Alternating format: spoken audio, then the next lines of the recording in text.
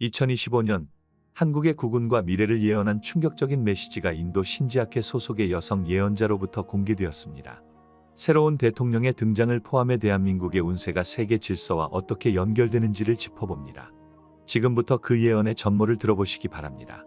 인도 남부의 외부인의 출입이 철저히 통제된 한 작은 수도원. 이곳은 신지아케의 비공개 명상센터 중 하나다. 이 단체는 오래전부터 인류 문명의 흐름을 예견하고 선택받은 이들에게만 그 메시지를 전달해 온 것으로 알려져 있다. 그곳에서 조용히 활동하던 한 여성 예언가가 최근 몇 달 사이 전 세계 일부 고위 인사들 사이에서 은밀하게 회자되고 있다. 그녀의 이름은 아누마 라즈비.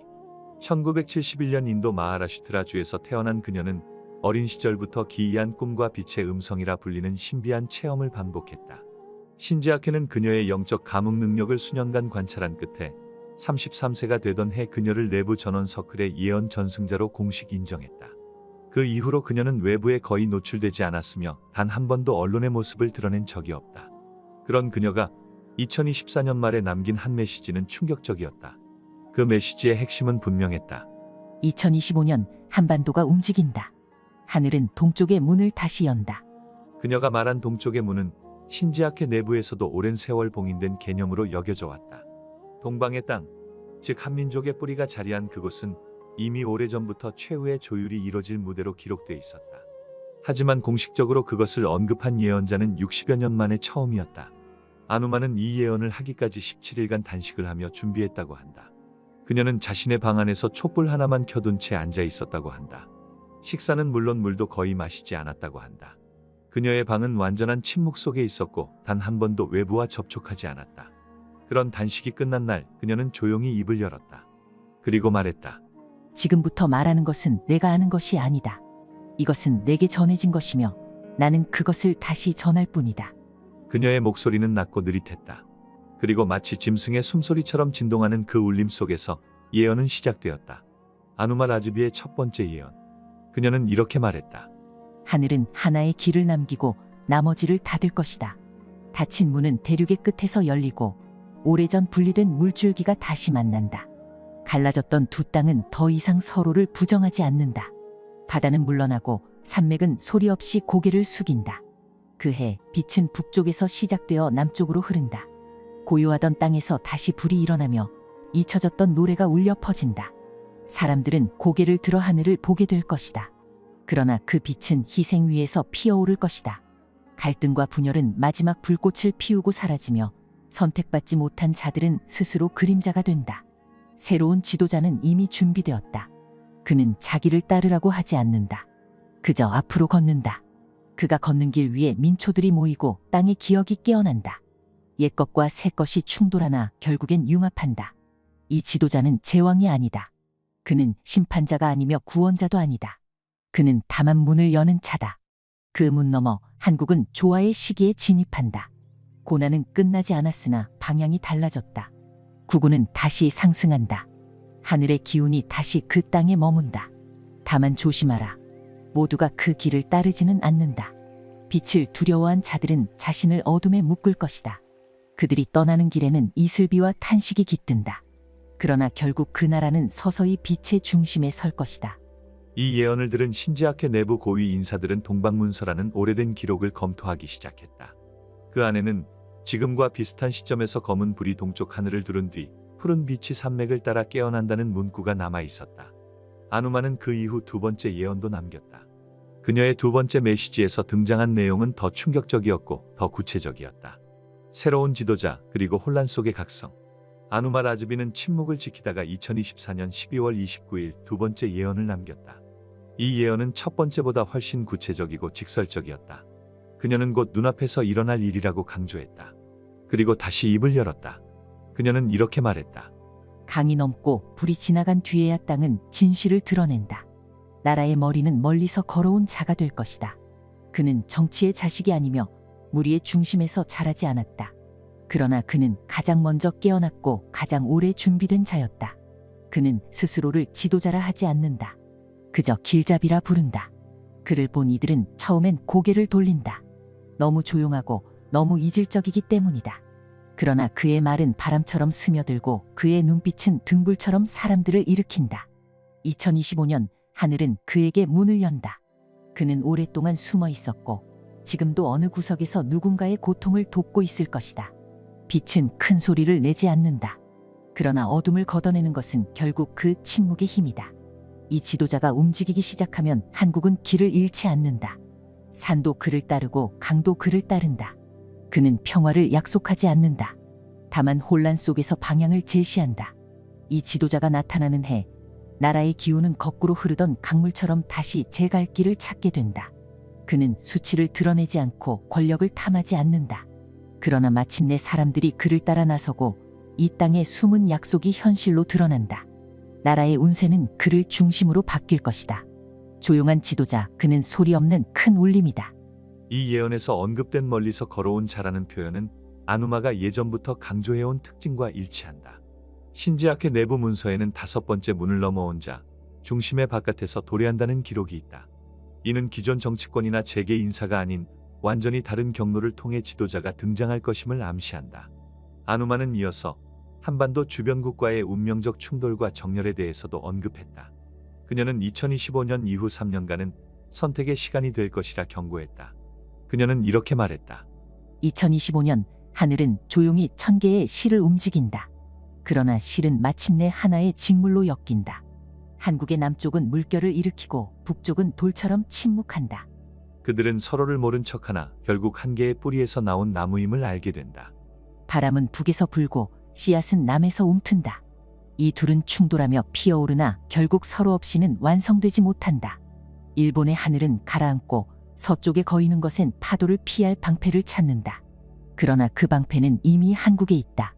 동쪽의 천지가 흔들리는 해, 이 땅은 오히려 가장 조용한 불빛이 된다. 많은 자들이 이 땅을 향해 길을 찾고 떠났던 자들이 돌아온다. 그리고 하늘은 하나의 징표를 내릴 것이다. 하얀 나무꽃이 산골짜기에 피고 그 아래에서 한 아이가 노래를 부른다. 그 아이는 지도자가 아니나 이 민족의 영혼을 기억하는 자이다. 이 예언은 일부 해석자들에 의해 혼란 후 통일, 외부 국가의 붕괴, 한국의 방패 역할 등을 뜻한다고 여겨졌다. 특히 서쪽의 거인이 방패를 찾는다는 구절은 지정학적 대립에서 대한민국의 전략적 가치가 더욱 부각될 것을 암시하는 문장으로 해석된다. 시련을 통과한 자만이 새벽을 맞이한다. 아누마 라즈비는 세 번째 예언을 목소리가 아닌 글로 남겼다. 그녀가 손으로 쓴 이 문장은 신지학회의 최상위 기록실에만 보관되어 있으며 2025년 1월 이후 제한적으로 해석되기 시작했다. 이 예언의 주제는 단 하나였다. 2028년 인류 전체가 시험대에 오른다. 그녀는 이렇게 썼다. 새해가 지난 뒤 하늘과 땅은 잠시 등을 돌린다. 불이 바다를 덮고 물이 산을 넘을 것이다. 서쪽은 불로, 동쪽은 물로 시험받는다. 탐욕과 허영은 가장 먼저 무너지고 목소리가 컸던 자들은 가장 먼저 침묵에 잠긴다. 2028년 하늘은 세 가지를 지운다. 기억, 권위, 그리고 거짓이다. 진실은 고통 속에서 깨어난다. 남쪽의 나라들은 기도할 것이고 북쪽의 강들은 길을 바꿀 것이다. 그러나 동방의 중심은 서서히 빛을 간직한 채 거대한 어둠을 통과한다. 이 어둠은 단순한 자연의 징벌이 아니라 인간의 선택을 되묻는 시련이다. 이 땅에 사는 자들 중 스스로를 낮추는 자들은 살아남을 것이다. 바람 앞에 고개를 숙이는 나무는 뿌리가 더 깊어지기 때문이다. 이 시련을 지나면 진짜 리더가 누구인지 드러난다. 그는 말로 앞서지 않고 몸으로 견뎌낸 자다. 그는 이미 불을 지나왔고 물을 건넜으며 진흙 위에서도 걷는 법을 배운 자다. 그를 중심으로 땅은 말을 잃고 대신 노래를 부른다. 구구는 이때 반짝임이 아니라 깊이로 측정된다. 아누마는 예언을 통해 분명히 경고하고 있었다. 2025년은 문이 열리는 해였고 2028년은 그 문을 통과한 자들을 가려내는 시기라는 것이다. 그녀는 다시 한 문장을 남겼다. 한국은 이 해에 세 가지를 얻는다. 하나, 스스로의 정체성. 둘, 외부로부터의 인정. 셋, 내부의 조화. 그러나 그 셋은 시련 없이는 절대 오지 않는다. 이 대목은 대한민국이 자연재해나 지정학적 위험만이 아닌 국민 내부의 갈등과 가치관 충돌이라는 더 깊은 시험을 치르게 됨을 시사한다. 신지학회 내부에서는 이 2028년 예언에 대해 다음과 같은 해석을 내렸다. 불의 바다는 화산 혹은 산업재해, 물의 덮침은 기후로 인한 대홍수나 해안 침식, 기억의 삭제는 역사적 재해석 혹은 정체성의 혼란, 권위의 붕괴는 기존 정치 구조의 와해, 거짓의 지움은 정보와 권력의 재편, 그녀는 이어서 2029년부터의 변화에 대한 짧은 구절도 남겼다. 불이 지나간 자리에 꽃이 피고 물이 빠진 자리엔 길이 생긴다.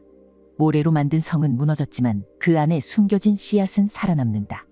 이것은 2028년의 실현이 대한민국을 무너뜨리는 것이 아니라 강하게 만들 것임을 뜻한다.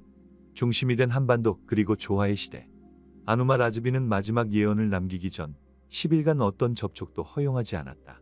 신지학회 관계자에 따르면 그녀는 아예 입을 열지 않았고 음식을 먹지 않았으며 눈을 뜨지 않은 상태로 침묵의 기도를 계속했다고 한다. 그러던 마지막 날 밤 그녀는 마침내 다시 입을 열었다.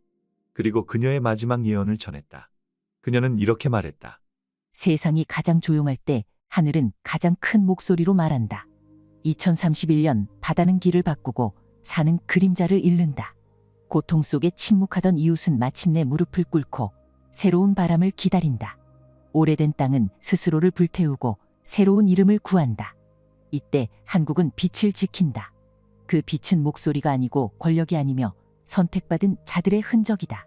2034년 하늘은 중심을 동방에 둔다. 바람은 동쪽에서 불고 강물은 그쪽으로 흐른다. 이 땅은 이제 더 이상 질문하지 않는다. 대신 응답한다. 이 땅에 태어난 자들은 스스로의 무게를 알게 될 것이다. 그 무게는 책임이고 빛이고 유산이다. 이제는 말하지 않아도 한다. 이제는 드러내지 않아도 따른다. 대한민국은 그때 빛의 중심이 된다. 이 예언은 대한민국이 단순한 한 국가의 틀을 넘어서 세계 질서를 조율하는 조화의 핵심으로 떠오른다는 뜻으로 해석된다. 단순히 경제나 군사력의 중심이 아니라 도덕적 영적 중심지로의 부상을 의미하는 것이다. 신지학회는 이 구절을 조화의 시대 선언이라고 정리했다. 특히 이 예언의 중요한 지점은 지도자에 대한 표현이 사라졌다는 점이다.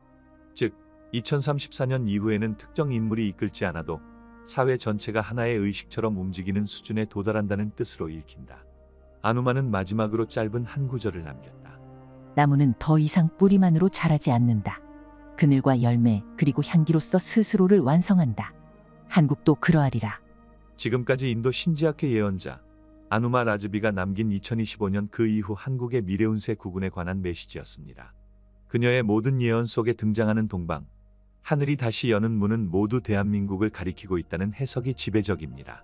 그녀의 예언은 2025년 대한민국의 국군 대통령의 등장 그리고 세계 질서 속 한국의 미래를 바라보는 또 하나의 관점입니다. 예언은 선택이 아닌 준비의 도구입니다. 지금 우리가 무엇을 선택하느냐에 따라 한국의 운세는 달라질 수 있습니다. 시청해주셔서 감사합니다. 2025년 한국의 운세와 미래 구군에 대한 놀라운 예언이 일본의 문여를 통해 전해졌습니다. 새로운 지도자, 통일, 재난과 영적 시대까지 담긴 이 5가지 예언은 지금 우리 모두가 주목해야 할 내용입니다. 지금 시작합니다. 2025년 한국의 미래를 놓고 많은 이들이 궁금해하고 있다. 누가 이 나라의 새로운 지도자가 될 것인가? 이 나라의 국운은 오를 것인가? 아니면 시련을 맞이할 것인가? 누이 질문에 대해 최근 일본에서 뜻밖의 인물이 충격적인 예언을 남겼다. 그녀는 한평생을 신과 대화하며 살아온 무녀, 일본의 샤먼이다. 그녀가 남긴 5가지 예언은 지금 한국에서 점점 더 많은 사람들의 관심을 끌고 있다. 그 예언 속에는 새로운 지도자의 등장부터 남북의 통일 그리고 한반도의 운명을 뒤흔들 엄청난 사건들까지 담겨 있다.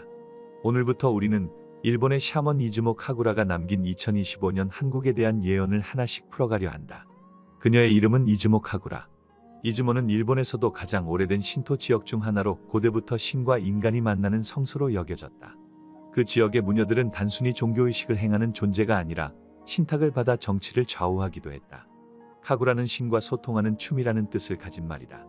이름처럼 그녀는 신과 연결되어 있다는 자각을 갖고 살아온 인물이다. 그녀는 눈에 띄는 자리에 있던 인물은 아니었다. 하지만 2024년 말 일본 기이현 지역의 한 기자가 그녀와의 짧은 만남을 기록하며 그녀의 이름은 알려지기 시작했다. 그녀는 스스로를 신의 전달자라고 불렀고 그날 기자에게 이런 말을 남겼다. 2025년 한반도가 깨어난다. 지도자는 이 시가 될 것이며 사람들은 놀라게 될 것이다. 나의 말은 조심스레 전해져야 하며 그 자체로 복이 되거나 화가 될 수도 있다. 일본 무녀가 한국의 미래를 예언한다는 것은 낯선 이야기다. 그러나 동북아시아의 무속 신앙은 생각보다 깊게 연결돼 있다. 한국의 무당, 일본의 무녀, 중국의 도사는 모두 다른 이름을 가졌지만 본질적으로는 보이지 않는 세계를 전하는 자라는 공통된 정체성을 가지고 있다. 그녀는 2024년 한 해 동안 매달 같은 꿈을 꾸었다고 한다. 꿈속에서 보았다는 장면은 이렇다. 한반도의 하늘에 3번 번개가 내리치고 그 불길 속에서 한 남자가 태어난다. 검은 하늘을 가르며 백마를 타고 오는 그 남자. 사람들은 그를 알지만 또 전혀 모른다. 그리고 그가 오자 사람들의 입에서 드디어라는 말이 터져 나온다. 이것이 한국을 향한 예언을 시작하게 된 계기였다. 그녀가 남긴 예언은 단순한 말이 아니다. 그녀는 수기로 15쪽에 달하는 예언문을 남겼고 이는 현재 일본의 한 민간 영적 연구소에 소장되어 있다고 알려져 있다. 예언은 일본어로 쓰였고 전문 해석가에 의해 최근 한국어로 번역되면서 본격적으로 알려지기 시작했다. 그녀는 예언을 말한 것이 아니라 기록으로 남겼다. 그 기록에는 2025년부터 2035년까지의 흐름이 담겨 있으며 특히 한국과 관련된 대목이 가장 인상적이다. 그녀는 기록 서두에 이렇게 적었다. 동쪽에서 깨어나는 나라가 있다. 세계가 조용히 주목하지만 그것은 불현듯 세상의 중심이 될 것이다. 내가 본 것은 단지 미래가 아니라 그 미래를 이끄는 이의 형상이다. 그 형상은 이 씨의 피를 이어받았지만 그 누구도 예상하지 못한 이다. 그녀가 남긴 예언은 총 5가지다. 각각은 분리된 사건처럼 보이지만 실제로는 긴밀히 연결돼 있으며 하나의 흐름을 이룬다. 하나, 새로운 지도자의 등장. 둘, 일본과 한국을 덮치는 자연재해. 셋, 그로 인한 전염병의 확산. 넷, 남북한의 통일과 국운 상승. 다섯, 동아시아와 영적 시대의 도래. 다음 이야기부터는 그녀가 남긴 첫 번째 예언을 전할 것이다. 이 씨가 나타난다. 그러나 그 누구도 예상하지 못한 사람이다. 그 신비롭고도 충격적인 예언의 내용이 곧 펼쳐진다. 2025년 일본의 무녀 이즈모 카구라가 남긴 예언 가운데 가장 먼저 등장하는 것은 한국의 새로운 지도자에 대한 것이었다. 많은 사람들은 이 예언을 들으며 고개를 갸웃거렸다. 이즈모 카구라는 이렇게 기록했다. 2025년 봄, 하늘은 침묵으로 물들고 땅은 3번의 숨을 들이쉰다. 산은 움직이지 않고 바다는 소리를 잃는다. 그때 한 사내가 모습을 드러낸다. 그는 이 씨의 피를 타고났으며 그 이름은 사람들에게 익숙하다. 그러나 그 얼굴은 아무도 기억하지 못한다. 그는 한때 모두가 지나쳤던 자이며 그림자 속에 있었던 이다. 누구도 그를 앞세우지 않았고 누구도 그를 경계하지 않았다. 그러나 그는 이 땅의 고요함을 깨뜨릴 자이다. 그는 말하지 않고 나타나며 사람들 스스로 그를 부르게 될 것이다. 한 사람, 2사람, 10사람, 100사람이 그의 이름을 입에 올린다. 그리고 어느 날 1000명이 그의 앞에 고개를 숙일 것이다. 백마는 없으나 그는 백마처럼 보일 것이다. 왕관은 없으나 그는 왕처럼 보일 것이다. 그가 말하는 것은 짧지만 그 안에 1000개의 말이 담긴다. 사람들은 말한다. 이 씨가 나타났다. 그러나 우리가 알던 그 이 씨가 아니다. 이제 이 땅은 그에게 기울기 시작하리라. 그리고 강한 바람이 불기 시작한다. 모든 것이 바뀌고 길은 다시 열릴 것이다. 이 예언은 길지도 않았지만 이즈모 카구라가 남긴 기록 중 가장 상징이 강한 구절이었다. 그녀는 단순히 누가 대통령이 될 것이라고 말하지 않았다. 이 씨라는 성을 가진 인물, 사람들에게 익숙한 이름, 그러나 전혀 예상하지 못했던 인물, 그리고 그는 말없이 떠오른다. 이 예언이 국내에 알려지자 곧 많은 이들이 해석에 들어갔다. 한국에서 이 씨 성을 가진 인물은 너무나 많다. 왕조부터 시작해 정치인, 교수, 기업가, 운동선수, 목회자에 이르기까지 셀 수 없다. 하지만 이즈모 카구라는 이 씨는 익숙하지만 얼굴은 낯설다고 했다. 사람들은 이름은 알고 있었지만 그 인물이 등장할 것이라고는 생각하지 않았다는 말이다. 이 씨라는 성씨는 한국에서 가장 뿌리 깊은 성씨 중 하나다. 이 성계로부터 이어진 조선 왕조는 물론이고 현대사에서도 다수의 이 씨 성을 가진 정치인과 지도자가 등장했다. 그러나 이즈모 카구라는 그 인물이 누구나 예상할 만한 인물은 아니라고 강조했다. 그래서 사람들은 이 예언을 더욱 주의 깊게 보기 시작했다.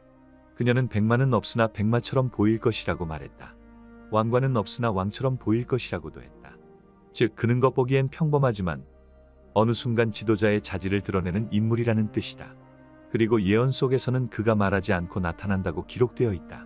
즉 그는 대중 앞에 떠들썩하게 등장하는 인물이 아니라 조용히 그러나 확실하게 떠오른다. 국민이 그를 찾기 시작하고 스스로 그의 이름을 말하게 되는 존재. 이 말은 곧 자연스럽게 민심이 그의 쪽으로 기울어 간다는 의미다. 그리고 중요한 것은 이 예언이 단독으로 존재하지 않는다는 점이다. 이 시가 등장하는 예언은 전체 흐름의 첫 시작일 뿐이다. 이후에 등장하는 자연재해, 전염병, 통일, 세계의 중심으로 이동하는 변화. 모든 것은 이 첫 번째 인물의 등장에서부터 연결되기 시작한다. 이 예언은 단순한 대통령 선거 결과를 말하는 것이 아니라 한국의 국운이 전환점에 들어섰다는 상징적인 표현으로 읽힌다. 이제 다음 예언으로 넘어갈 시간이다. 이즈모 카구라가 남긴 두 번째 예언은 첫 번째 예언과 달리 무겁고 긴박하다. 한국의 새로운 지도자가 나타난 직후 동아시아는 격변의 시기를 맞이한다. 그 시작은 일본에서 일어난다. 그리고 그것은 단지 한 나라의 재앙으로 끝나지 않는다. 그 여파는 곧장 바다를 건너 한국에도 닿는다.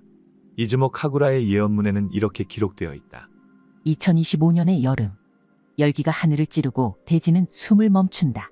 그 순간 일본의 서쪽 대지에서 검은 불이 솟구친다. 바위는 갈라지고 물은 붉게 물들며 하늘은 울부짖는다. 세 번의 진동과 함께 오래된 신의 분노가 깨어난다. 사람들은 땅 위에 엎드리고 바다는 제자리를 잃는다. 도시는 사라지고 땅은 낯선 형체가 된다. 그러나 이 불길은 일본만의 것이 아니다. 남쪽의 바람은 그것을 서쪽으로 옮긴다. 작은 파도가 밀려오고 그것은 한국의 해안을 삼킨다.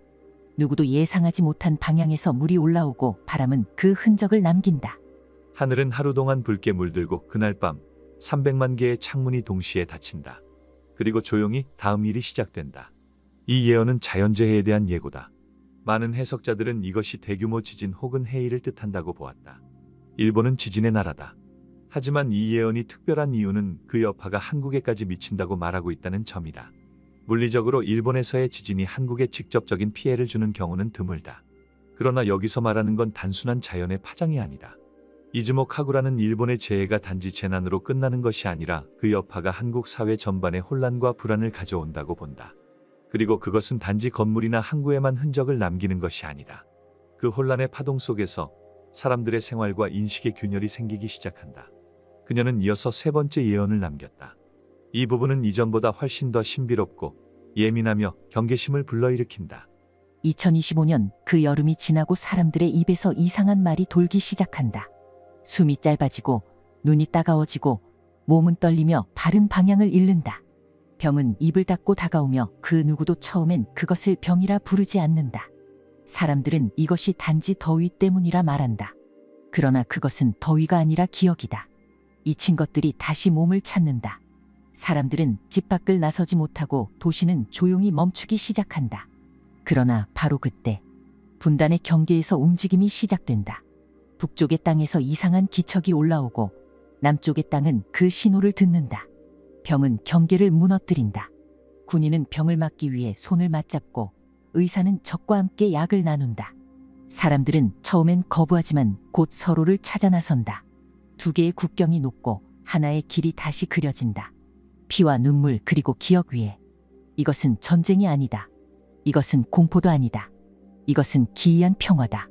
이 예언은 많은 사람들에게 충격을 주었다. 전염병과 남북 통일이 연결되어 있다는 말은 상식의 선을 벗어난 것이기 때문이다. 그녀는 단지 병이 돌 것이라고 하지 않았다. 그 병은 분단된 땅을 흔들고 오히려 경계를 허무는 계기가 된다고 했다. 전염병은 보통 사회를 봉쇄시킨다. 사람들은 문을 걸어 잠그고 타인을 경계하며 살아간다. 그런데 이 예언에서는 오히려 그 병이 사람들 사이의 벽을 허무는 역할을 한다. 이 대목에서 주목해야 할 구절은 다음과 같다. 군인은 병을 막기 위해 손을 맞잡고 의사는 적과 함께 약을 나눈다. 이 말은 매우 구체적이다. 단지 감성적인 통일을 말하는 것이 아니라 실제로 남북 간의 협력이 이루어진다는 뜻이다. 전염병이라는 공통의 위협 앞에서 이념보다 생존이 먼저 작동하게 되고 그 과정에서 실질적인 소통과 공동 대응이 시작된다는 의미로 해석할 수 있다. 기억할 것은 이즈모 카구라는 어떤 전쟁도 언급하지 않았다. 그녀는 총성 없는 전환을 말했고 병이 가져오는 기이한 평화라고 표현했다. 이것이 현실적으로 가능할까? 많은 전문가들이 이 예언을 처음 들었을 때 반응은 반반으로 나뉘었다. 한쪽은 말도 안 된다는 반응이었다. 전염병이 남북 통일의 계기가 된다는 말은 상상조차 하기 어렵다고 했다. 그러나 다른 한쪽은 의미심장하다고 보았다. 분단 이후 가장 긴장된 순간은 항상 예상치 못한 위기 상황에서 발생해왔기 때문이다. 오히려 평화적 접촉은 위기 속에서 시작된 경우가 더 많았다. 이즈모 카구라는 그런 상황을 병이 아니라 기억이라 표현했다. 이는 과거에 있었던 상처, 과거에 멈췄던 시간들이 다시 움직이기 시작한다는 상징이기도 하다. 정리하자면 두 번째 예언은 일본의 대지진 혹은 자연재해와 그 여파로 인해 한국이 물리적, 정신적 충격을 받는 과정을 말한다. 그리고 세 번째 예언은 그 재해의 혼란 속에서 전염병이 확산되며 결국 남북한이 경계를 허물고 협력하게 되는 흐름을 예고한다. 모든 예언은 연결되어 있다. 새로운 지도자의 등장, 예상치 못한 자연의 분노, 그리고 인간의 질병을 넘어서는 연대. 이 세 가지가 이즈모 카구라가 말한 운명의 문을 열기 시작하는 것이다. 하지만 아직 이야기는 끝나지 않았다. 그녀는 이 예언 뒤에 아주 조용히 한 문장을 덧붙였다. 그날 이후 이 땅의 이름은 바뀌기 시작하리라. 그리고 사람들은 다시 고개를 들고 하늘을 보기 시작한다. 이제 그녀가 남긴 네 번째 예언. 남북 통일 이후 세계에서 대한민국이 어떤 모습으로 떠오르게 되는지에 대한 가장 충격적이고 장대한 예언을 알아보겠다. 지금까지의 예언이 시작이라면 다음은 새로운 세계의 출현이다. 그리고 그 안에서 한국은 단지 생존하는 국가가 아니라 중심에 선 존재로 그려진다. 그녀는 단지 한반도의 평화가 올 것이라고 말하지 않았다. 그녀는 분명하게 말했다. 통일을 이룬 한국은 곧 세계 최강대국 중 하나로 떠오르게 된다고. 이즈모 카구라는 이렇게 기록했다. 2026년의 첫 달. 하늘은 유난히 맑았고 바람은 이방인의 숨결 같았다. 사람들은 아직도 믿지 못한 채 같은 땅 위에 섰다. 눈물은 흘렀고 총은 녹슬었다. 말은 적었고 손은 많았다. 기억이 서로를 찌르기도 했지만 시간은 그 틈을 조용히 메우기 시작했다. 그리고 조용히 아무도 예상하지 못한 일이 시작된다. 사람들은 새로운 이름을 입에 올리기 시작하고 지도는 다시 그려진다. 남에서 자란 기술과 북에서 익힌 손이 만난다. 강은 통로가 되고 산은 보루가 되며 도시는 평야 위에 순식간에 세워진다. 새로운 나라. 그 나라는 싸우지 않았지만 누구보다 단단했고 그 나라는 소리치지 않았지만 누구보다 멀리 울려 퍼졌다. 그 나라의 사람들은 굶주림을 기억했고 풍요를 조심스럽게 배웠으며 절제를 미덕으로 삼았다. 그리고 전 세계는 그 미덕을 다시 배운다. 이 나라는 이전의 나라가 아니다. 이 나라는 지금껏 없던 나라다. 가장 오래된 나라가 가장 새로운 세계를 만들게 되리라. 이 예언은 통일 이후에 한반도가 단순히 통일 그 자체에서 멈추지 않고 완전히 새로운 차원으로 도약한다는 의미를 담고 있다. 기존 세계 질서 속에서 조용히 주변부에 머물던 한국이 통일을 기점으로 중심으로 이동한다는 것이다. 이즈모 카구라는 통일 직후 몇 개월 동안 한반도에서 예상치 못한 기술 융합이 일어나며 경제, 과학, 방위, 문화 모든 분야에서 급속한 확장을 겪는다고 예언했다. 그녀는 특히 기술과 노동, 절제와 기억이라는 단어를 반복해서 사용했다. 북한은 오랜 시간 동안 자급자족과 생존에 집중하며 핵심적인 기계공학과 기반 기술을 비밀스럽게 축적해온 곳이다. 남한은 빠른 속도의 경제, 전자, 정보통신 기술에 강하다. 이 두 흐름이 만났을 때 서로의 결핍을 채우는 시너지가 발생할 수 있다는 점은 이미 여러 연구에서도 제기된 바 있다. 이전에 남한은 빠르지만 불안정했다. 북한은 단단하지만 고립돼 있었다. 이 둘이 만나면 세계는 처음 보는 종류의 국가를 마주하게 된다. 그녀는 예언문에서 계속해서 새로운 나라라는 표현을 쓴다. 그리고 그 나라를 조용하지만 멀리 울려 퍼지는 나라라고 묘사한다. 즉 군사력이나 외교력처럼 외형적 힘만을 말하는 것이 아니다. 문화적 영향력, 도덕적 신뢰, 인류 공동체를 향한 태도. 이 모든 것이 새로운 형태의 강대국을 만든다는 이야기다.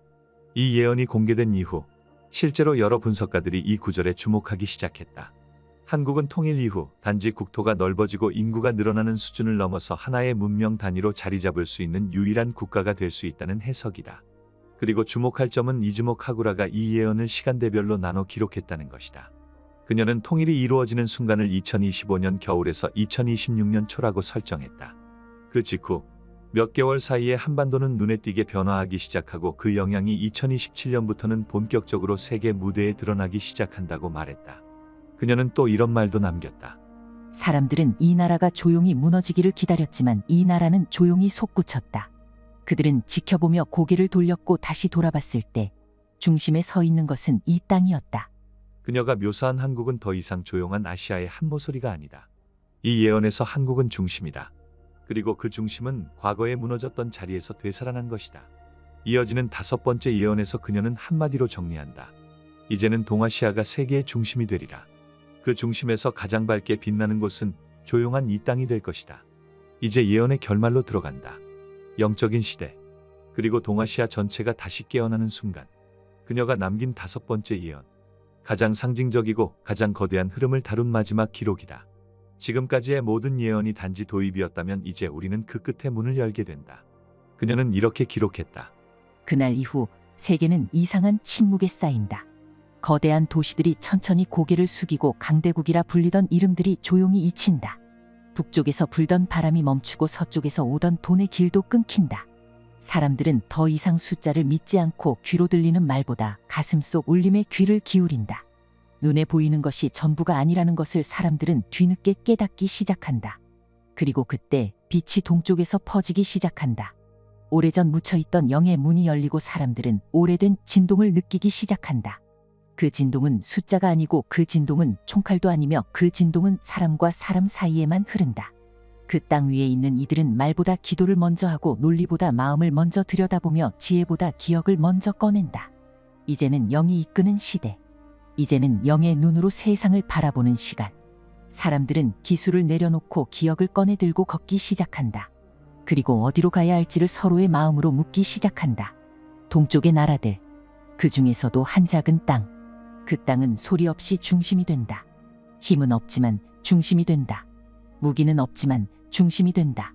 그들은 선도자가 아니라 기억을 보존하는 자들이다. 그들은 정복자가 아니라 잊힌 이름을 부르는 자들이다. 세상은 다시 동쪽으로 기울고 그 끝에서 사람들은 한반도를 바라보며 속삭인다. 거기서부터 다시 시작되었다고. 그녀는 분명하게 말하고 있다. 새로운 시대가 도래하고 있으며 그 시대는 눈에 보이는 강대함이 아니라 보이지 않는 울림에서 비롯된다는 것을. 이즈모 카구라가 5번째 예언에서 말하는 중심은 지리적 중심도 경제적 중심도 아니다. 그녀가 말한 중심은 영적 중심이다. 이 말은 오해를 불러올 수 있다. 흔히 영적이라는 단어는 종교적, 신비주의적으로 해석되기 때문이다. 그러나 그녀가 기록한 문장은 그런 차원을 넘어선다. 그녀는 시대의 전환을 말하고 있다. 한반도는 오랜 시간 동안 주변부였다. 냉전의 잔재, 분단의 상징, 강대국의 이해관계에 끼인 곳. 그러나 그녀는 말한다. 바로 그런 기억이, 바로 그런 아픔이 미래 시대의 중심이 될 자격이라고. 한국은 오랜 시간을 견디며 빠르게 성장하고 지속적으로 변화해왔다. 그리고 통일이라는 거대한 전환점을 넘은 이후 사람들의 삶의 태도 자체가 바뀐다고 그녀는 보았다. 지금 2025년의 한반도는 실제로 새로운 지도자를 향해 움직이고 있고 기후는 점점 불안정해지고 있으며 남북한의 분위기는 조용히 그러나 분명히 변하고 있다. 그녀는 미래를 봤을까? 아니면 오래전 과거의 기억을 꺼낸 것일까? 그 답은 알 수 없다. 이로써 이즈모 카구라가 남긴 2025년 한국 미래구군에 대한 5가지 예언의 여정이 모두 끝났다. 지금까지 소개된 2025년 한국 미래구군 예언은 단지 상상이 아니라 우리가 맞이할 가능성이 있는 흐름입니다. 이 예언이 전하는 메시지를 기억하세요. 지도자, 통일, 미래, 그리고 영적 시대. 한국은 지금 운명의 갈림길에 서 있습니다. 2025년 대한민국. 사람들은 점점 더 자주 이렇게 묻기 시작했습니다. 왜인지 모르게 불안하다. 무언가 큰 변화가 다가오는 것 같다. 2025년이 다른 해와는 다를 것 같은 예감이 든다. 이러한 감정은 단순한 우연일까요? 아니면 우리가 알지 못하는 징후일까요? 이제 우리가 주목해야 할 이름이 있습니다. 바로 보우 스님과 효봉 스님입니다. 두 스님 모두 각자의 시대에서 한국 불교계의 중심에 섰던 인물이며 동시에 예언자로 기록된 이들입니다. 놀랍게도 이 두 사람은 2025년, 을사년 그리고 나타날 어떤 한 인물에 대해 매우 유사한 예언을 남겼습니다. 그리고 그 예언은 지금 이 순간 대한민국이 마주한 현실과 묘하게 겹쳐지고 있습니다. 2008년 겨울, 해인사 대장경판전에서 발생한 화재는 대한민국 불교계를 충격에 빠뜨렸습니다. 수많은 귀중한 경전과 기록들이 사라질 뻔했던 그 순간, 한목판 뒤에서 의문의 두루마리가 발견됩니다. 그 이름은 역상록. 이 역상록은 조계종 초대 종정을 지낸 효봉 스님이 남긴 예언서였고, 놀랍게도 그 마지막 장은 명확하게 이렇게 적혀 있었습니다. 이 문서는 2025년 을사년이 오기 전까지는 절대 열어서는 안 된다. 그리고 지금 우리는 바로 그 해를 앞두고 있습니다. 그보다 훨씬 이전 고려 말 혼란의 시대 속에서 백성의 등불이 되고자 했던 선종의 거장보우 스님 또한 자신의 저서에 을사년의 지도자를 언급하며 한 인물의 등장을 경고했습니다. 그리고 그 인물은 단순한 정치적 리더가 아닌 국운과 영적 흐름까지 바꾸는 존재로 묘사되어 있었습니다. 두 스님의 예언은 서로 다른 시대에 태어났음에도 불구하고 하나의 공통된 흐름으로 이어집니다. 그 중심에는 바로 2025년, 을사년 그리고 지도자라는 키워드가 반복적으로 등장합니다. 보호 스님의 생애와 예언, 구군은 한 사람의 선택에 달려있다. 고려 말기 혼란의 시대, 외세의 침입, 내부의 분열, 정치적 불안 속에서 백성들은 앞날을 알 수 없는 불안감에 시달리고 있었습니다. 그 혼돈의 한복판에 한 스님이 나타납니다. 그의 이름은 보호 스님. 불교계에서는 그를 고려 말 최대의 선승, 정치적 해석자들은 예언자이자 구군을 통찰한 자로 평가합니다. 그리고 많은 후대 학자들은 말합니다. 그가 남긴 을사년의 지도자에 대한 예언이 바로 2025년 한국의 미래를 가리키고 있다고. 보호 스님은 1301년 지금의 경기도 양평 지역에서 태어났습니다. 그의 어머니는 태몽으로 태양이 가슴속으로 들어오는 꿈을 꾸었다고 전해집니다. 그 꿈은 아이가 세상을 밝힐 운명을 타고났다는 상징으로 받아들여졌습니다.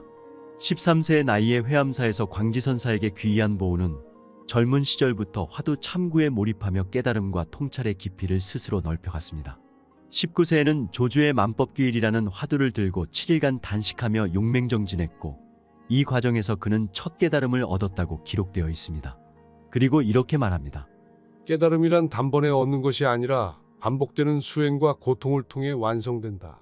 보호 스님의 사상은 단순한 종교적 교리에 머무르지 않았습니다. 그는 깨달음과 정치, 세속과 영성의 관계를 함께 꿰뚫는 사람이었습니다. 보호 스님이 남긴 저서들 속에는 반복되는 하나의 문장이 있습니다. 지도자는 깨달음을 통해 자신의 본질을 찾아야 한다. 그렇지 않으면 지도자는 구군을 뒤흔드는 자가 될 것이다. 이 말은 단순한 불교의 가르침이 아닙니다. 이는 대한민국의 대통령과 지도자, 구군의 방향을 예언한 깊은 통찰로 해석됩니다. 그는 지도자라는 존재를 단순히 통치하는 자가 아니라 백성과 함께 운명을 짊어지는 존재로 바라보았습니다. 46세 무렵 보호는 자신의 깨달음을 검증받기 위해 원나라로 건너갑니다. 그곳에서 임재종의 천공선사를 만나 자신의 수행을 인정받고 법맥을 잇는 18대 법손으로서 가사를 전수받았습니다. 원 황제와 태자 앞에서도 법문을 펼친 보호 스님은 그 영향력으로 귀국 후 공민왕의 왕사로 임명됩니다. 그러나 그는 권력에 깊이 관여하길 거부했고 왕에게조차 이렇게 조언했습니다. 지도자는 강한 자가 되어야 하나 백성의 마음을 얻지 못하면 강함은 칼이 된다. 을사년의 예언. 보호 스님의 저서 가운데 오늘날 가장 많이 언급되는 문장이 있습니다. 을사년 그 지도자는 혼란을 넘어서야 한다. 그는 을사년이 구군의 시험대가 되는 해라고 봤고 그 중심에 지도자의 선택과 결단이 놓일 것이라 말했습니다. 그는 이어서 예언합니다. 바람은 강할 것이고 물결은 높을 것이다. 지도자가 결단하지 못하면 모든 것은 흩어지고 소멸할 것이다. 이 구절은 매우 상징적입니다. 바람과 물결은 정치적 혼란과 사회적 갈등을 의미하며 지도자가 중심을 잡지 못하면 대한민국의 구군 자체가 무너질 수 있다는 경고입니다. 이어 그는 더욱 의미심장한 말을 남깁니다. 하늘은 닫히지 않을 것이다. 그러나 그 하늘 아래 사람들은 혼란에 빠질 것이다. 지도자가 하늘을 올려다보지 않으면 어둠이 내려올 것이다. 이는 지도자의 시야가 권력과 이익이 아닌 하늘과 백성을 향해야 한다는 메시지로 해석됩니다. 보호 스님은 지도자란 존재의 이중성에 대해서도 경고합니다. 지도자는 두 개의 얼굴을 가질 것이다. 하나는 백성을 위로하는 얼굴이요. 하나는 백성을 두렵게 하는 얼굴이다. 그 두 얼굴이 합쳐질 때 나라의 운명도 함께 정해질 것이다. 이는 지금의 대한민국 정치 상황 그리고 2025년을 둘러싼 대통령 후보들의 상반된 이미지와도 연결될 수 있습니다. 또 그는 이렇게 말합니다. 을사년 그 해에는 바람이 스스로 멈추지 않을 것이다. 지도자가 바람을 멈추게 해야 한다. 그러나 그 바람을 등지지 못한다면 모든 것이 날아갈 것이다. 2025년을 둘러싼 외교적 압박, 경제적 불안, 사회적 분열은 단순한 위기가 아니라 지도자의 결단력이 요구되는 시기임을 다시 한번 암시합니다. 보호 스님의 가장 유명한 예언 중 하나는 다음과 같습니다. 을사년 그 해의 지도자는 큰 물결 위에 서 있을 것이다. 그러나 그가 그 물결을 다스리지 못하면 물결은 그를 삼킬 것이다. 그는 지도자의 존재 자체가 구군의 흐름과 직결된다고 보았습니다. 특히 2025년 한국의 미래는 대통령 개인의 자질이 아니라 그가 백성과 어떤 관계를 맺고 있는가에 달려있다고 강조했습니다. 2025년, 대한민국은 또 한 번 을사년을 맞이했습니다. 보호 스님의 말처럼 그 해는 새로운 지도자의 등장 그리고 그 지도자의 선택이 대한민국의 구군을 갈라놓는 전환점이 될 수 있습니다. 효봉 스님의 생애와 예언, 역상, 시간을 거슬러 본 자의 기록. 2025년 우리가 지금 주목하고 있는 이 해에 대해 60년 전 이미 명확히 예언한 인물이 있습니다. 그는 바로 조계종 초대 종정, 한국 불교의 기둥이자 동시에 시간의 흐름을 거슬러 본 예언자 효봉 스님입니다. 그가 남긴 예언서 역상록, 그 책은 시간을 거슬러 기록한 문서이며 그 마지막 장에는 이렇게 쓰여 있습니다. 나는 이것을 200년 후에 쓰고 있다. 그리고 그 핵심 연도는 바로 2025년 을사년입니다. 효봉 스님은 1888년 강원도에서 태어났습니다. 일제 강점기를 온몸으로 겪은 독립운동가이자 한국 불교의 중심에 선 거목. 하지만 그의 가장 특별한 점은 죽음을 경험한 이후 시작된 예지력입니다. 1939년 겨울, 스님은 극심한 폐결핵으로 생사의 문턱에 놓였습니다. 41일간 지속된 고열과 혼수 상태. 모두가 임종을 준비하던 그때 방 안에선 소나무꽃 향기가 퍼졌고 기이한 빛이 공간을 가득 메웠다고 합니다. 그리고 마침내 눈을 뜬 스님은 첫마디로 이렇게 말했습니다. 나 미래를 보았다. 이후 그는 이를 역상, 즉 시간을 초월해 모든 시공을 내려다보는 상태라 설명했습니다. 그리고 한반도의 미래, 특히 2025년 한국의 국군과 대통령, 지도자의 등장을 정확히 언급하는 기록을 남기기 시작했습니다. 역상록의 구조. 효봉 스님이 1966년 생애의 끝자락에서 남긴 이 문서는 총 33장으로 이루어져 있으며 놀랍게도 그는 시간의 역순으로 예언을 써 내려갔습니다.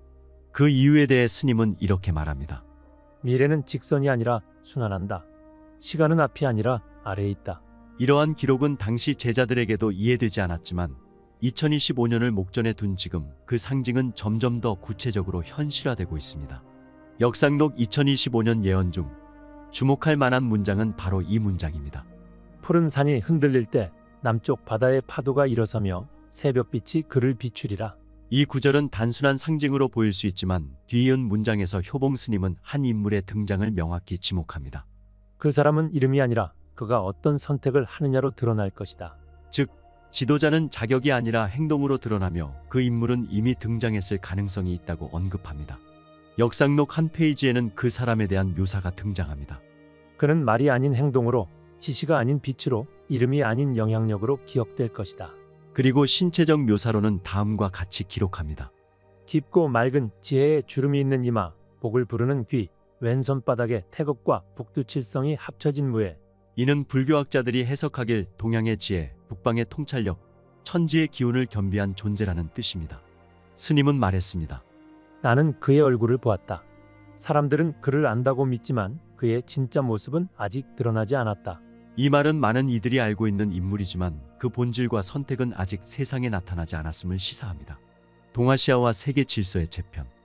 효봉 스님은 단순히 한 사람의 등장을 넘어 2025년 이후 한국의 위치 변화까지 예언합니다. 작은 반도가 세계의 길이 되어 동서의 지혜를 잇는다. 그는 일본에 대해서는 이렇게 말했습니다. 8월 동쪽 해안이 흔들릴 것이다. 바다와 불이 만나는 곳에서 흔들림은 시작된다.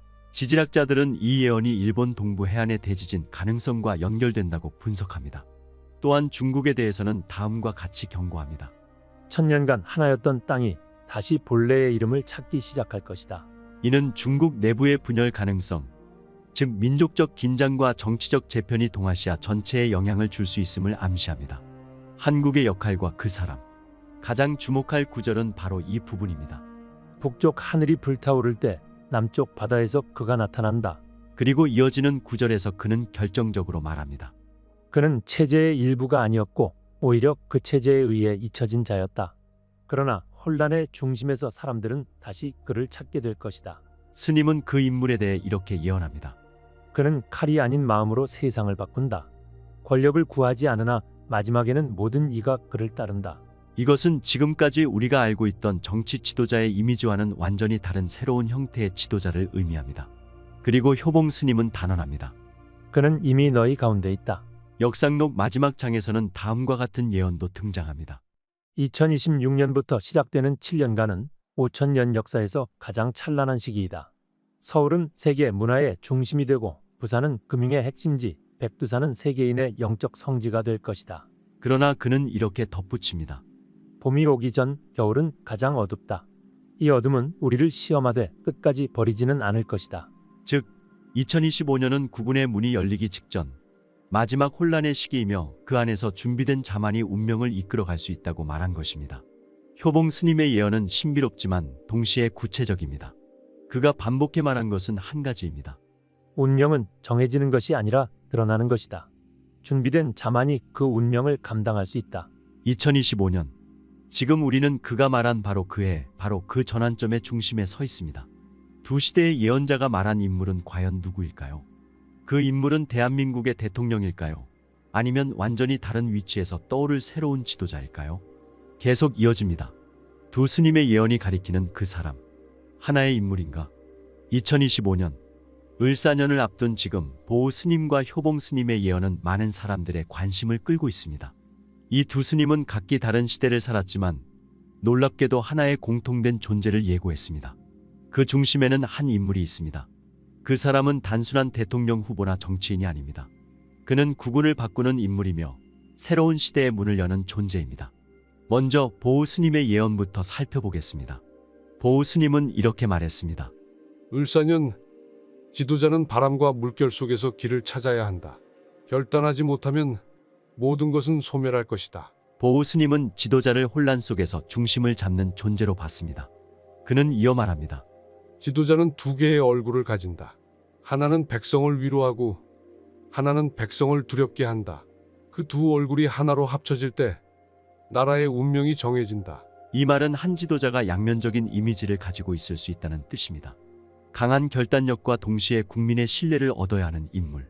그가 성공하지 못하면 나라는 혼란 속으로 빠진다고 스님은 경고했습니다. 보우 스님은 또 이렇게 말했습니다. 을사년, 바람은 스스로 멈추지 않는다. 지도자가 그 바람을 멈추게 해야 한다. 그렇지 않으면 모든 것이 날아간다. 이 구절은 지도자가 위기를 직접 해결해야 한다는 뜻입니다. 위기를 외면하거나 남에게 책임을 미루면 모든 질서가 무너질 수 있다는 말입니다. 마지막으로 그는 말했습니다. 그해 지도자는 큰 물결 위에 설 것이다. 그 물결을 다스리지 못하면 그 물결은 지도자를 삼킬 것이다. 즉, 지도자의 역량은 단순한 통치가 아니라 국운의 흐름을 다스릴 수 있는 힘으로 평가받게 된다는 것입니다.